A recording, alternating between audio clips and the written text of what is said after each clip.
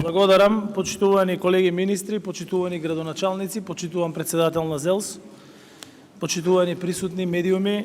Најпрвен сакам да изразам големо задоволство што како никогаш досега сите сме тука заедно, градоначалниците од скоро сите општини во државата, и тоа за убава работа, бидејќи столбот на едно успешно и демократско развиено општество се пред се задоволни граѓани, а граѓаните својот прв контакт секогаш го имаат со општинските совети, со градоначалниците и се разбира со сите државни институции кои функционираат и на локално ниво.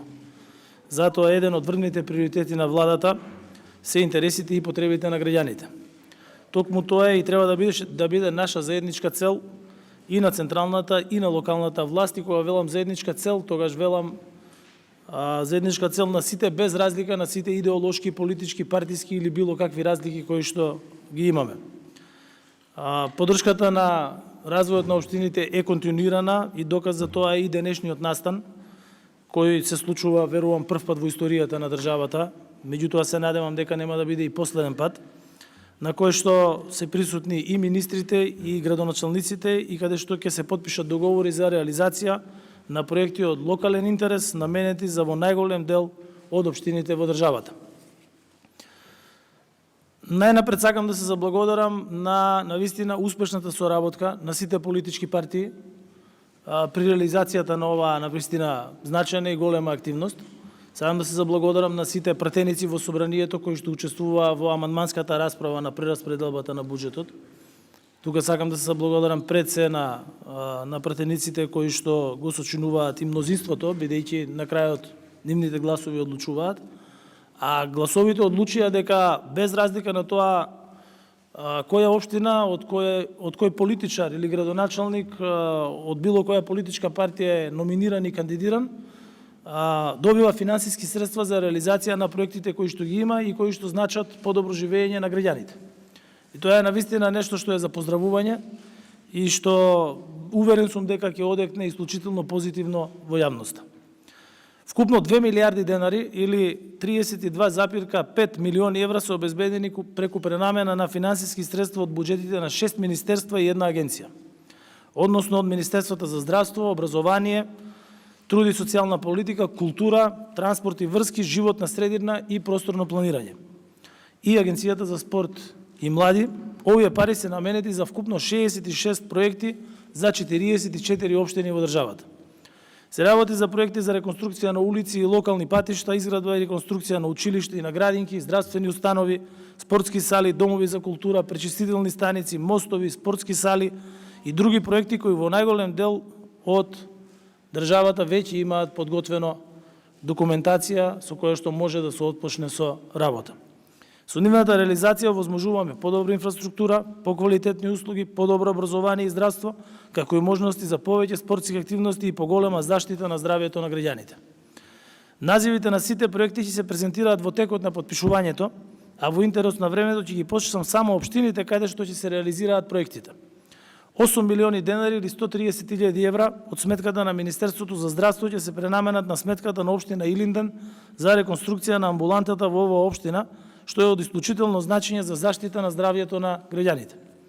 Дел од проектите се наменети за реконструкција и изградба на училишта и спортски сали во аеродром, Гази Баба, Кисела вода и Охрид.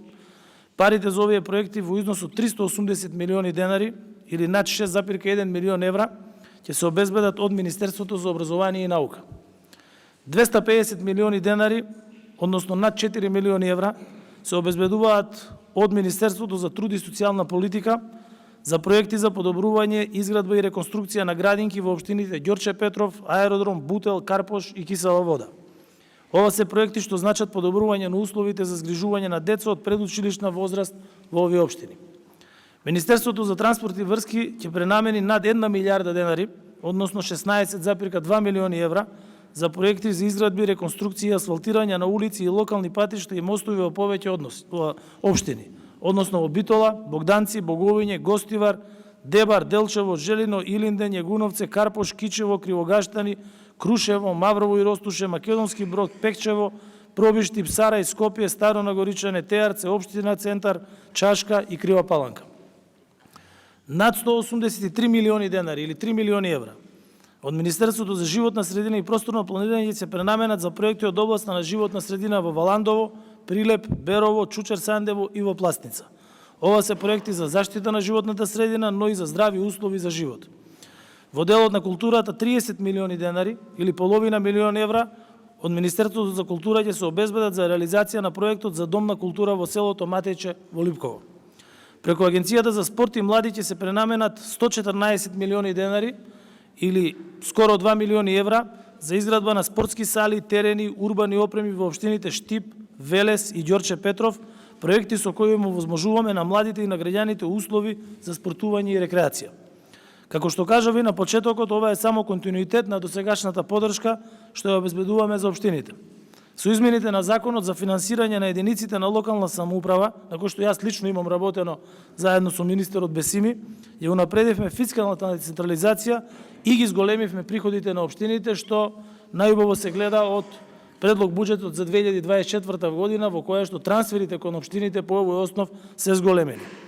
Преку буџетските програми за рамномерен регионален развој на кој што работеше министерот Пенов, заедно со општините и за намалување на диспаритетите во 2023 година, финансиравме 130 проекти во општините и во планските региони во вредност од над 14 милиони евра. Преку програмата ТАФ, на која што работеше вице-премиерот Битичи, заедно со неговите колеги и се разбира со општините, обезбедивме реализација на вкупно 94 инфраструктурни проекти во целата држава со вкупна вредност од 50 милиони евра. Преку 9-тиот пакет антикризни мерки се обезбедуваат исто така поволни кредити за општините за инвестиции во енергетска ефикасност со цел намалување на потрошувачката на струја. Поддршката за општините продолжува затоа што за секој наш граѓанин во секоја општина, секој граѓанин е важен за сите нас овде. Преку вложувањето во општините го подобруваме животниот стандард и обезбедуваме рамномерен регионален развој, подеднакво како во помалите, така и во поголемите општини. И сето ова е затоа што граѓаните заслужуваат европски услови и ние имаме обврска тоа да им го обезбедиме. Сакам на крај да ви се заблагодарам на сите и уште еднаш да изразам навистина големо задоволство што сме собрани сите тука, да покажеме дека заедно можеме повеќе, дека пратениците во собранието заедно можат повеќе и дека сите политички партии во државата, без разлика на сите разлики, заедно можат повеќе. Ви благодарам и сега можеме да продолжиме со настанот како што следува потпишувањето. Ви благодарам на сите.